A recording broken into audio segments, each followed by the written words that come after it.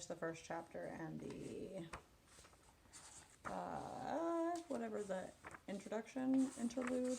I don't know, was there one of those in this book? I will let you know shortly. Prologue. And chapter 1 ended with, "Sir, there's been an incident. A corpse discovered in the corridors. Dalinar felt something building, an energy in the air like sensation of lightning about to strike. Who? High Prince Tyrul Sadeas, sir. He has been murdered." That's all.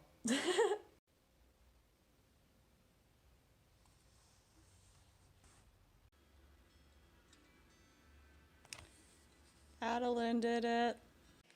Okay, we just got Dalinar's first, flashback section, 34 years ago. I have tabbed a page that has info on the thrill about it because I'm still kind of just generally confused as to what that is. Dalinar's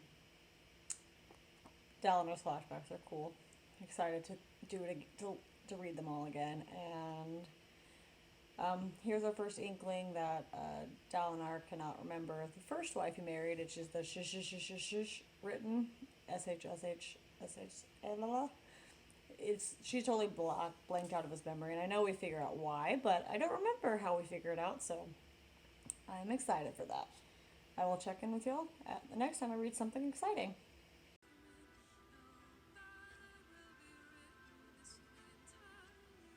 Okay, it just says something about the old magic, and Navani is telling him that you said you both knew your boon and your curse. Very intriguing. We'll keep you posted. So, Dalinar and Navani just got hitched by the remnants of the Almighty, Dalinar's Bond Spren character. I like this line a lot, so I just decided I'd tell you all about it. Old friend Dalinar said softly, "Honor might be dead, but I have felt something else, something beyond, a warmth and a light. It is not that God has died. It's that the Almighty was never God. He did his best to guide us, but he was an imposter, or perhaps only an agent. A being not unlike a Spren, he had the power of a god, but not the pedigree." Mic drop. So we are catching up with Kaladin now, and he has flown and then walked for 90 miles, I think, back to his hometown. Got to impress everybody who were going to arrest him because of the slave shash brand on his forehead, but he just pulled out Syl as a shard blade, and everybody shut up and listened to him.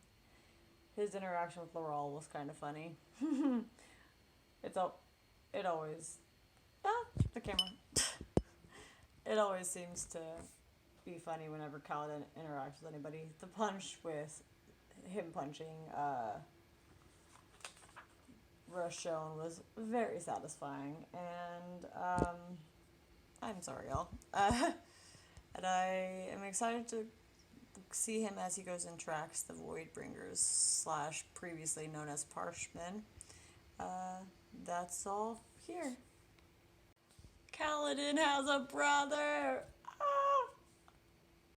So, we now have a Shallan chapter, and at the end of Words of Radiance, last time we saw her, she basically had to actually acknowledge what had happened with her pattern and the killing of her mother, so that's intense, and her reactions at this point are pretty fun.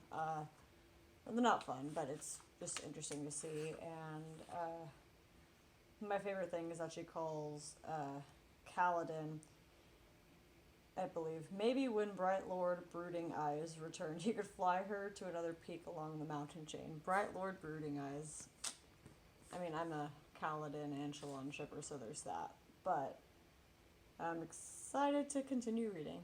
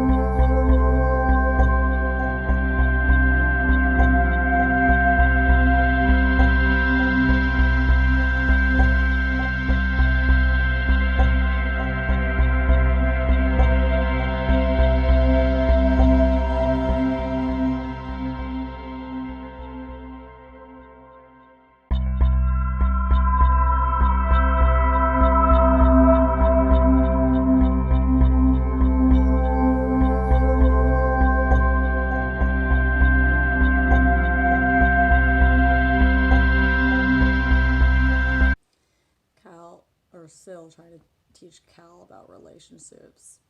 It's golden. It's a lovely time. She says, I just want you to be happy, Kaladin. People in relationships are happier. That's all.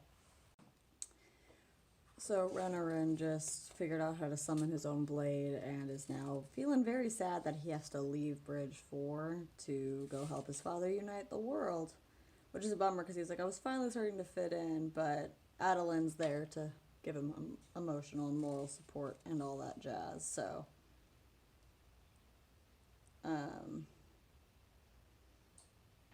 that's about it. Syl also tried to suggest Shallan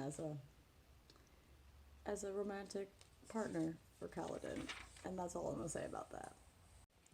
I just finished the first flashback for Dalinar, and I forgot. No, I didn't forget, but it's very interesting to kind of just realize just the kind of person he was back when he was, Galavar's, like, hammer, literally. So, this is gonna be a time where things happen. Let's go. Oh. So first of all, Shallan's like, Adolin actually likes me and wants to spend time with me. Don't screw this up. Very cute stuff. Also, I gotta love Pattern. Just got a comment on this Delio on page 150. So Adolin and Shallan are eating dinner in Shallan's room, and Adolin's like, well, do we gots to have a chaperone? And she's like, Pattern, he'll be our chaperone. And so, context. Anyway, Shallan said, Pattern, you're to be our chaperone tonight. What? Pattern said with a hum, is a chaperone. That is someone who watches two young people when they are together to make certain they don't do anything inappropriate. Inappropriate, Pattern said, such as dividing by 0. Pattern's a nerd. Anyways, that's what I got for y'all right now. Making good progress on this book during the lovely, super fun live reading sprints. Live reading sprints. I don't know what y'all saw. I'm using my phone. It's a disaster. But anyways, check with y'all later. Y'all, we just are getting to meet Brightness Radiant. Shallan and her super multiple personalities is coming out. So now we have Shallan, Veil, and Brightness Radiant, who's not afraid to use the sword despite all the stuff that happened with Shallan and her mom. So that's where we're at. Just thought I'd update y'all. We have one more reading sprint in this live sprint, so I'll probably have a few more clips from today in my lovely Renfest costume of fun. Chat with y'all soon. So update real quick. Dalinar doing a whole display for everybody, but he was able to hear his wife's name for the first time. We don't know how long, but for the first time in a long while. And Dalinar's dead wife's name is Evi, or Evie. Evi. Woohoo! This is page 181. We got the name. Navani said it, and so when Navani said his name, spoken, he could hear his wife's name, and suddenly he remembered her face, and then there was lots of memories and stuff that came back with that. So that's cool. Page 181. Alright guys, I am back to check in about Oathbringer, and I realized I haven't checked in forever, mostly because I haven't read in forever.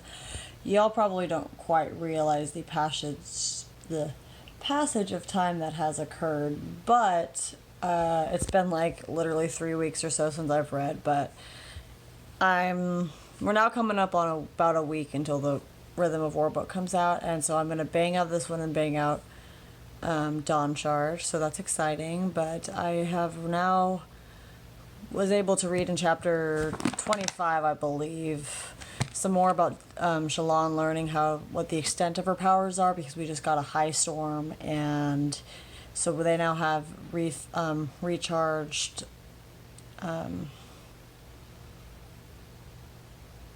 whatever their money is, that their money and stuff is recharged with, the gems are recharged with Stormlight, which is cool. So seeing that whole thing where she basically did the play for Pattern was pretty cool. And then We got a really good heavy-duty flashback chapter going into the thrill and stuff with and Dalinar. We've met his wife now, and this is his the chapter where he has to go kill that last person to seal the Alcazar. Sorry, my hand is in the holding my phone. This is great. My camera is also on the wrong side of this phone, which is why I'm probably not looking at the camera for most of this clip. But let me see what his name was. Kalinor. He just had to go kill Kalinor, and that was a pretty dope fight, pretty like horrifying, the whole battle sequence. So I'm liking that we're learning more about the thrill and how it works, because I didn't pay that much attention to that stuff when I did my first read through, so I'm kind of trying to pay closer attention to it now and see if I understand really what's going on. But plan to get more check-ins and stuff from me. Obviously it'll all be one part of this vlog when y'all watch it, but it's gonna come pretty rapidly from here on out. And depending on how long this vlog is, I might wrap Dawn Shard into it. So y'all will see at the end what you get. Happy reading, everybody. I'll link down below the Discord for the Stormlight Readathon I'm helping to host and stuff. So catch y'all later. Hey guys, it's been a hot minute since I checked in, but today is Rythym of War release day. So exciting! Am I done with Oathbringer yet? Absolutely not. So I haven't checked in a minute. So I do have some things to chat with y'all about. Let me pull it up here on my cell phone. But basically, on the Rythym of War release note issues is that the copy, hardcover, signed, whatever I pre-ordered from Barnes & Noble does not get here until Friday. So I am planning to hopefully, and today is, just for y'all's frame of reference, Tuesday. So I'm planning on finishing this and reading Dawn Shard before Friday afternoon. So I can hopefully after work just kick off and read Rythym of War. Sorry if the lighting is funny. I can't tell I'm filming on my computer like I like to do because I don't have a real camera. So anyways, what has happened since we chatted last? Gotta go to my notes here. So yeah, I'm theoretically going to finish this by the time Friday rolls around and my book gets here. We'll see if I can do it because life has been nuts these days. Alrighty, so first of all, on page 280, Shallan confronts Adolin about seeing her brother Helaron's Shardblade in that Amaram. Sorry, I can't talk. Seeing that Amaram has Helaron's Shardblade. Adolin gets to tell her at this point, bruh, thought you knew Kaladin got that Shardblade. And that's why he and I were all locked up for like 2 weeks, if you remember, a while back when we were in jail because Kaladin was yelling at Amaram. That's what had happened. So Shallan officially knows that Kaladin was the one who killed her brother. Jump a little bit to that part where it's around page 304 that Shallan and everybody are like really following this weird dark spren kind of deal that is hanging out in Urithiru. I can never pronounce that word.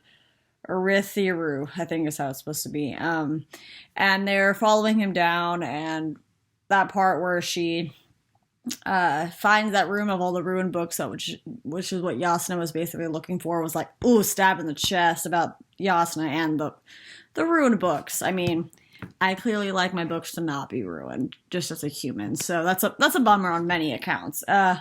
Also,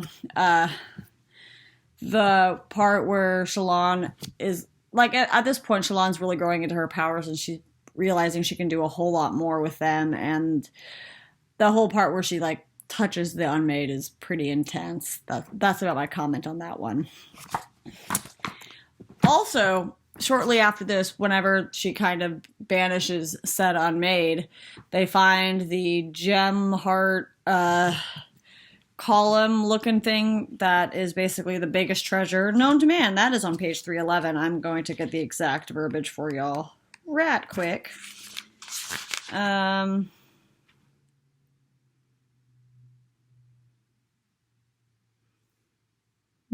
Maybe it's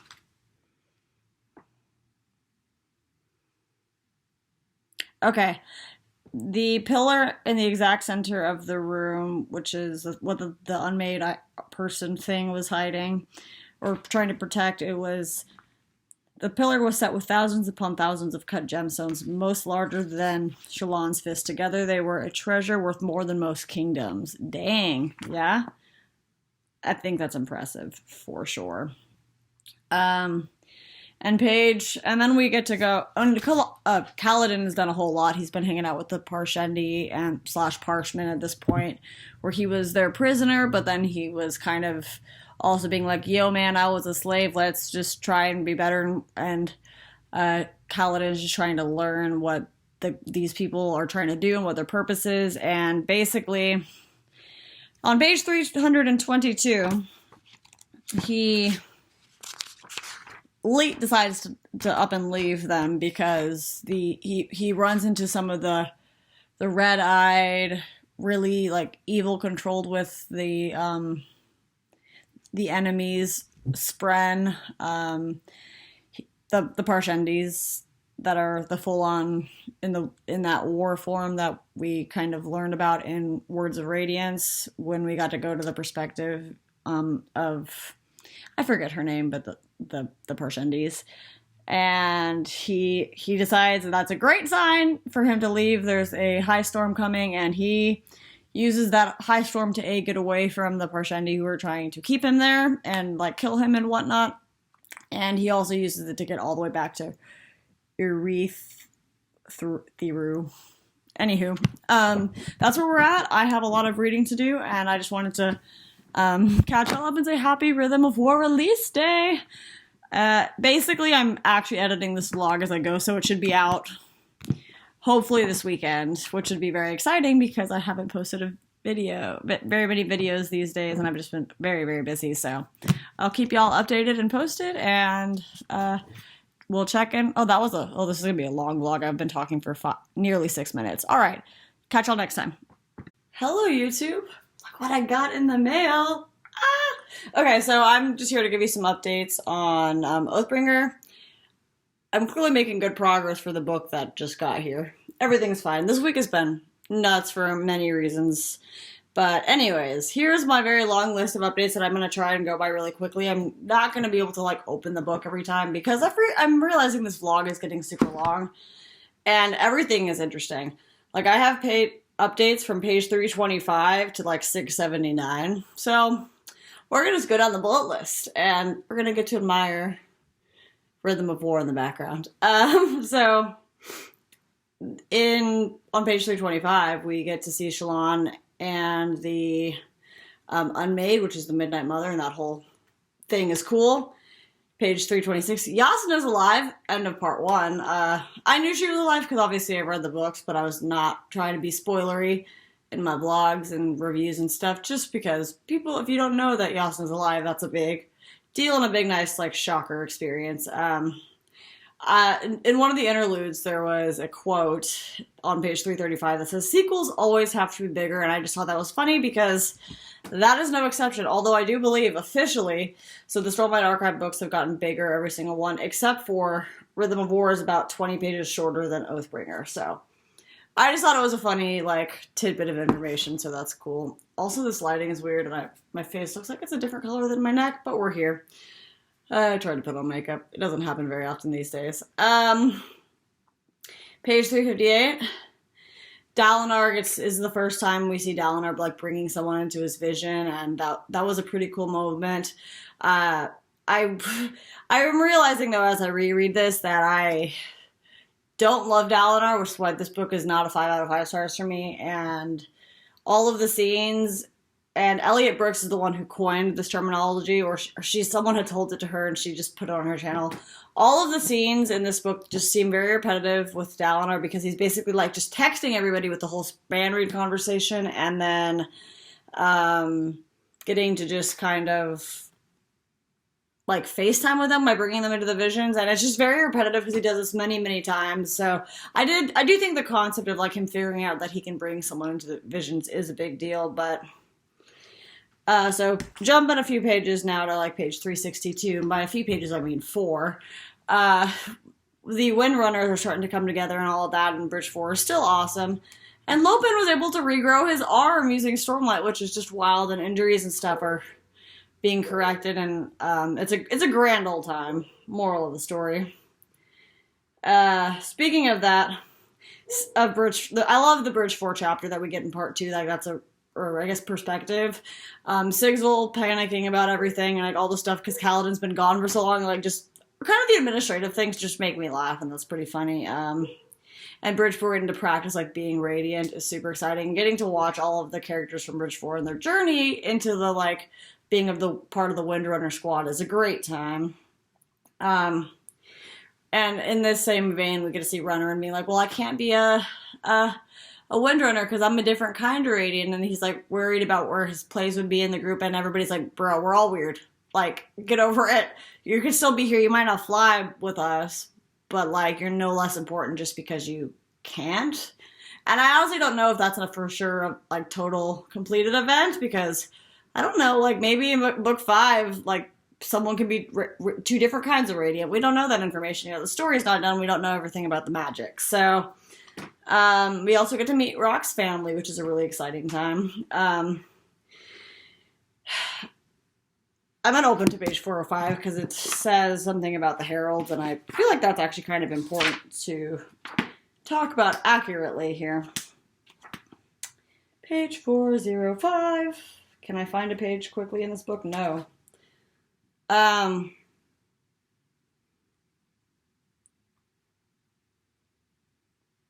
So basically, I'm not going to go into it because I forgot it was a lot of pages with like all caps lettering where the Stormfather is talking, but we get to find out what actually really happened with the heralds, and I think that's pretty interesting. Gotta re-unlock my phone here. And Helleran is the herald that was left behind, and him with the Skybreakers and them going to kill people, which I think we can kind of sort of loosely make the connection, because I know the Prime of Azish was talking about like, hey, that was who like stabbed me and like was trying to kill Lift and all this stuff. So I don't know if the connection's officially been made yet, but I think that can be inferred at this point, and I think that's a pretty interesting situation where like that guy was trying to not let that herald was trying to not let the Radiance return for whatever reason. Poor Teft is a drug addict. That happens as well. Or Moss, also an alcoholic. I believe we get to see him come through his issues, but still sad to see. Page 440. Lift confirms that Dalinar has a tight ass. Enough said about that. That was pretty funny to me. Well, so we get we get the first female, Lynn, to join Bridge 4, and she actually gets to glow, which is a cool experience. And she actually becomes one of the Windrunners pretty, like, quickly in the journey of her getting introduced to the squad. And then we get a Yasna perspective, which is a good time. Yasna's Spren, Ivory, wants to tell everybody what they learned from Wit. And she's like, it would break their minds. And so I don't remember what that is, but I'm very curious because that's probably a big deal. But, more Dalinar flashbacks. The rift is clearly a problem. Renarin discovered this back in Arethu. We're not going to try to pronounce that. Renarin found this really cool gemstone that was leaking stormlight super rapidly, like it was designed poorly, and then they realized it's a pattern. Like I thought it was cool that the Radiants and the Heralds and whatever realized that the books were not going to survive the test of time that was going to take, so they were able to record and like leave clues about what actually happened in a way that would stand the test of time. So I do think that's, we don't know what the message is yet, but we do know that they've discovered this messaging system. Targaryen, when he's in his genius mode that we get around page 572, when he's not an idiot, but he's a genius, but also is not allowed to make any killing people decisions because the way he's set up his own testing and stuff like that, where he's evil and a genius. he decides the time has passed to kill Dalinar, no longer going to kill Dalinar, we're going to succumb and hopefully blackmail Dalinar into handing over the like reins of the Radiance to Targaryen.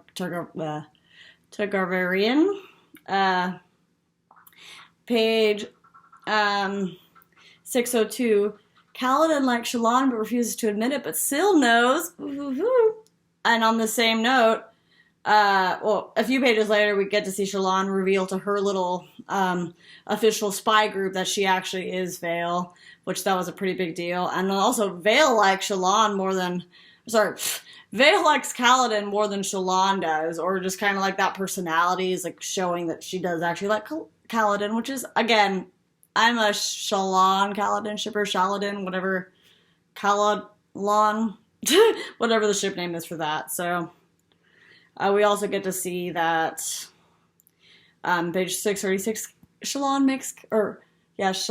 gets Kaladin to smile, so that's always fun. And page 679, we get to see Wit and Shallan interact, and that's cool. And that's where I'm at. And this was an 8-minute update clip. Yikes. I apologize in advance to y'all with how long this vlog is going to be, but it's going to be great if it ever gets posted. Who knows? I might honestly give up reading Oathbringer before.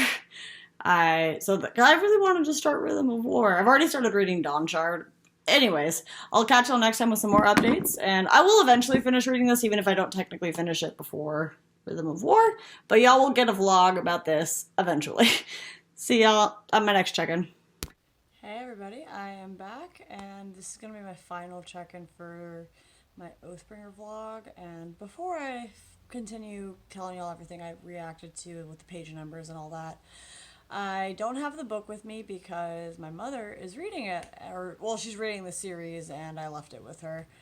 I also do not have very many clips of me actually reading towards the end of this vlog, if you haven't noticed, because life has been absolutely nuts and there was like family emergency stuff that happened, so I just was reading when I had time and everything like that.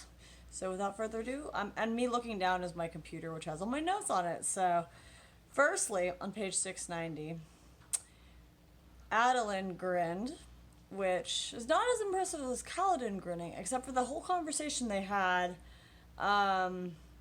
relating to the punchy guys also caused Kaladin to grin, and I actually really forgot kind of what the friendship for Kaladin meant with Adolin in this book and how they become closer and all of that. I'm filming with my phone, so my hand is tired. Yeah, and that whole thing when we start to see their friendship coming together in this book is very exciting. Page 695, when they're still in the place Kholinar, and Kaladin is trying to kind of get with the tower guard and see what's going up with the wall guard, I should say. They discover that High Marshal Azure is actually a female, which is starting to break these gender stereotypes here in this book. So that's exciting. Also, Kaladin officially joined said wall guard.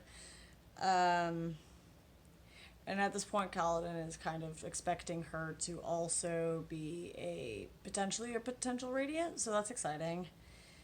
Page 749, we get more of the Dalinar flashbacks, this one specifically where he is realizing that he is an animal, and that he is responsible for killing his wife, which is part of the reason he asked for all the memories to be taken away by the Night Watcher.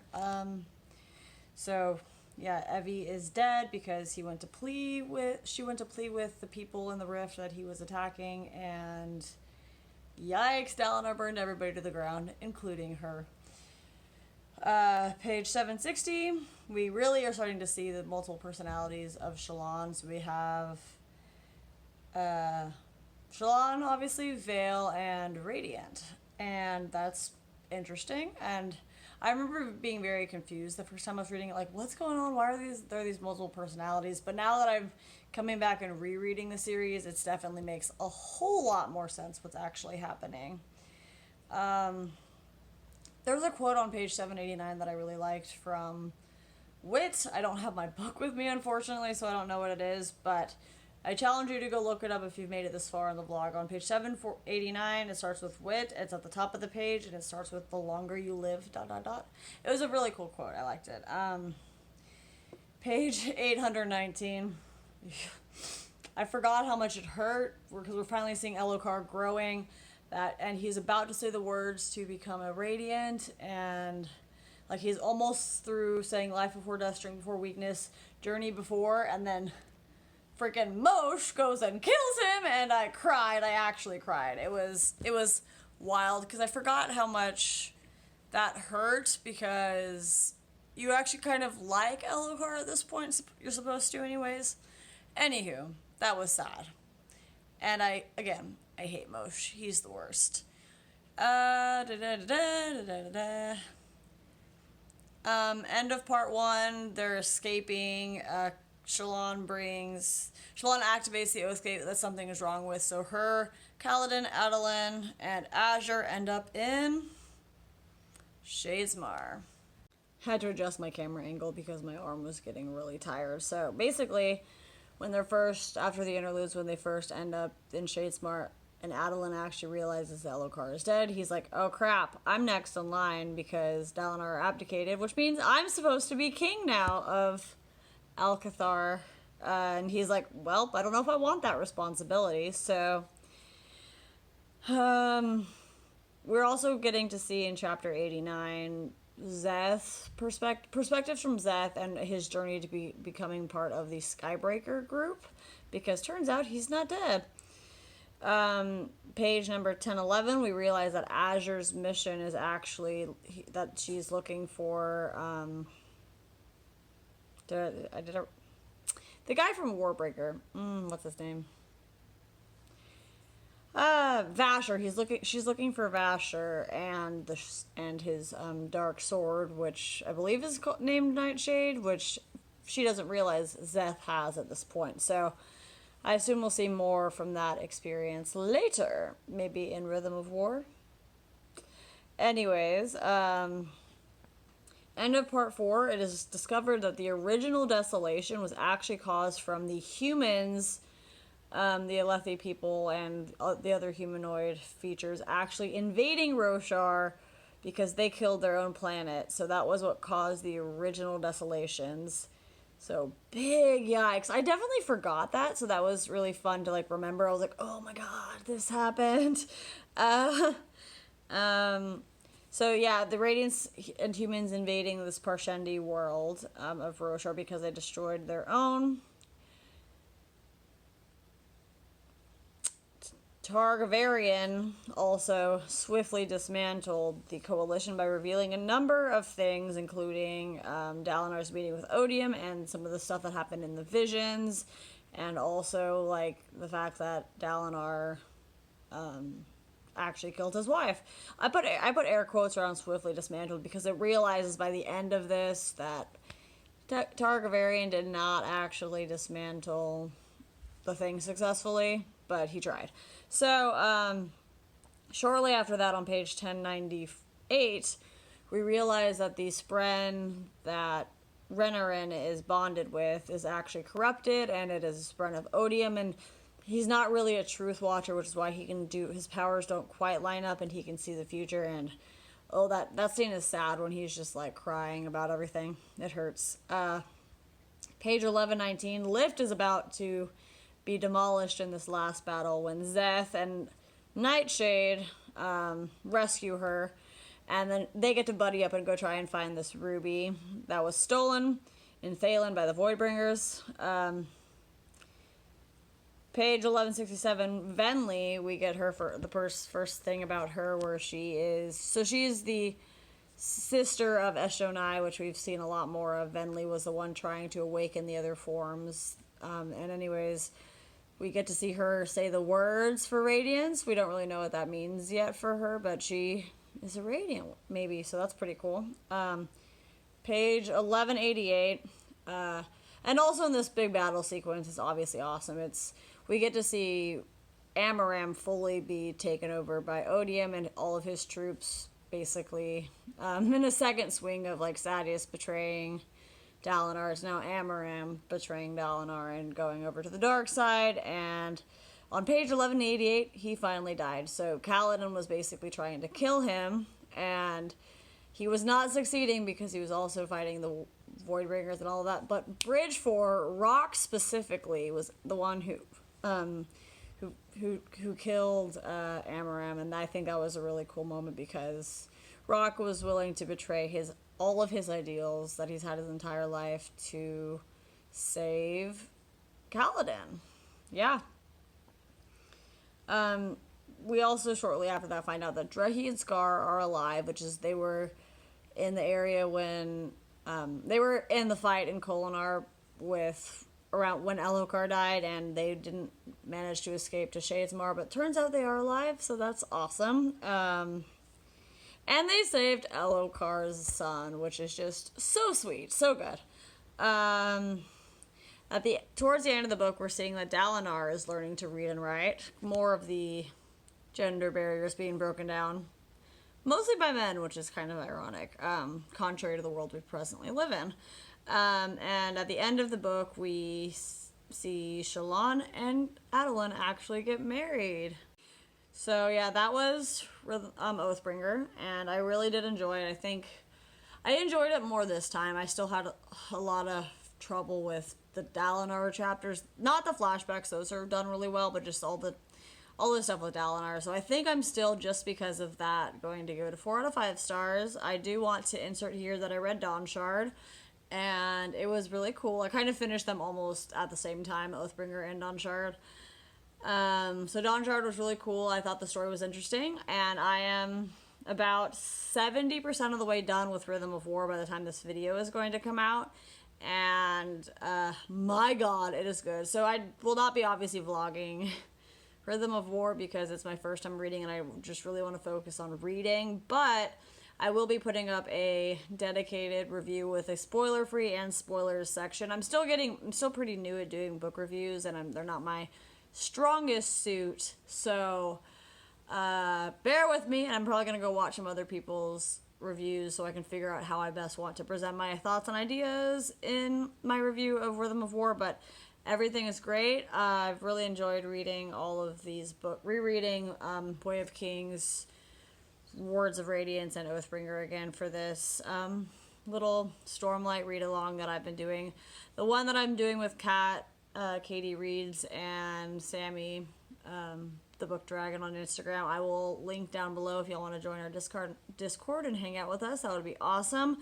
I'm planning on putting a lot of my commentary that I put into this vlog into the Oathbringer section, just because I have not been the best at keeping up with the Discord, so I'm going to go back and add those commentaries in after I finish Rythym of War, which I will hopefully do today. So this video will be going up towards the end of November, and ideally in the next few days as well, the Rythym of War review will come out as well.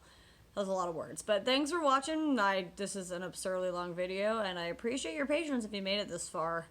And if you didn't, no worries. I'll catch you next time. I hope you look forward to my Rythym of War review, and I'm excited to take a little break from fantasy and read a lot of other kinds of books going forward. So I'll catch up with y'all next time. Thanks for watching. Like, subscribe, do the things, leave a comment if you enjoyed this video and this very long content. See you next time.